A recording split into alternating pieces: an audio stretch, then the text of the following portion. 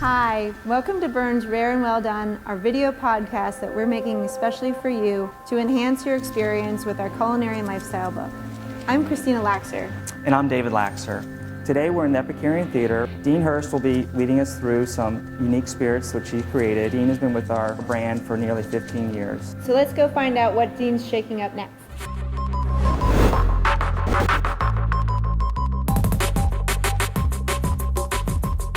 Dean, what are we going to be making today? Brooke, today we're going to make the three Amigos.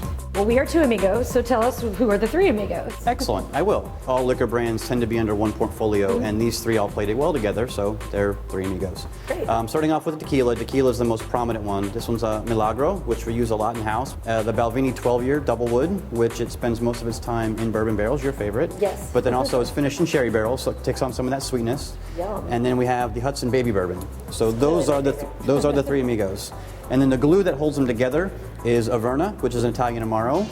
And then we have the Bitter Truth Jerry Thomas Bitters. Teach me how to make this cocktail. Okay, well, we'll start off first with, I actually took a sugar cube and put it in half because I found the whole sugar cube was a little too much sweetness.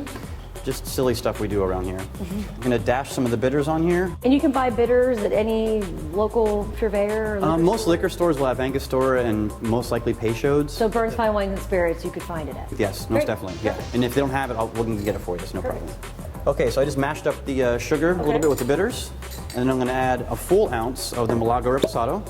It is surprisingly smooth, this drink. Think of a Manhattan. This is the non-Sammy Hagar version, clearly, of tequila. If you look at like a Manhattan, so you have two parts whiskey, usually bourbon, 2 ounces, and then you have an ounce of vermouth. So basically all alcohol, very smooth drink. So this is kind of where that idea came from. So you would recommend substituting the particular ingredients in this drink just because of the way that the flavors blend? Right? Exactly. This the Hudson Baby Bourbon is 100% corn whiskey. So if you have one that's really high in rye, that'll change the drink.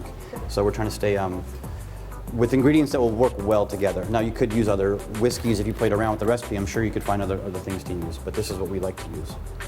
So half ounce. Averna also takes off some of the bitterness? Well, Amaros are meant to be digestives. Okay. So even like a vermouth is a style of an Amaro, a fortified wine. This is a fortified alcohol. Great. And what it does is like a little shot of this at the end of a meal kind of helps you digest your food. Okay. That's the idea of the Amaro. Clearly we eat and drink here at the Epicurean, so that's probably a good ingredient for our cocktail.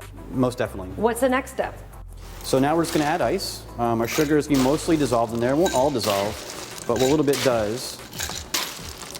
And being that you're an expert at this, ice is sort of a personal preference too, but in this case it really helps the flavor of the drink, correct? The style of ice, what ice you use to make your drink, definitely people have their very strong opinions as what to use. To me, it's just a matter of what is the ice doing? The ice is chilling and it's diluting. So it's going to chill automatically while I'm stirring it here, but at what point I stop, that's the dilution rate, and that's what's most important.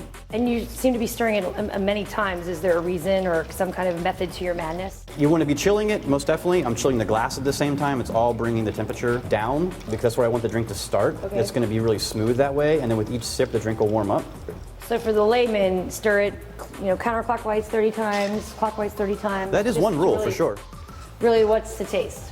Which is what you just did. I want to taste all the ingredients by themselves, Okay. and for what little sharp edge that the alcohol is going to bring, I want that to soften up. Same thing with a Manhattan, same thing with an old fashioned, any strong drink for that matter.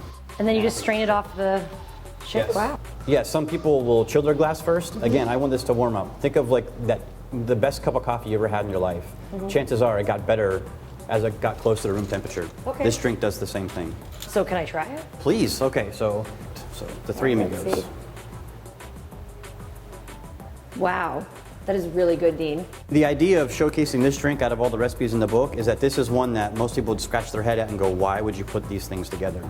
But that's just one of the things that we do as a team is we're always kind of playing around with all of the tools that we have. And if I do it the right way, then I'm going to get something that you are just like wowed with. And that's always the goal. Well, I'm definitely wowed, and we're super fortunate to have all these tools in our toolbox. Thank you, Dean. You're welcome. Thank you, Brooke. And this is the three Amigos.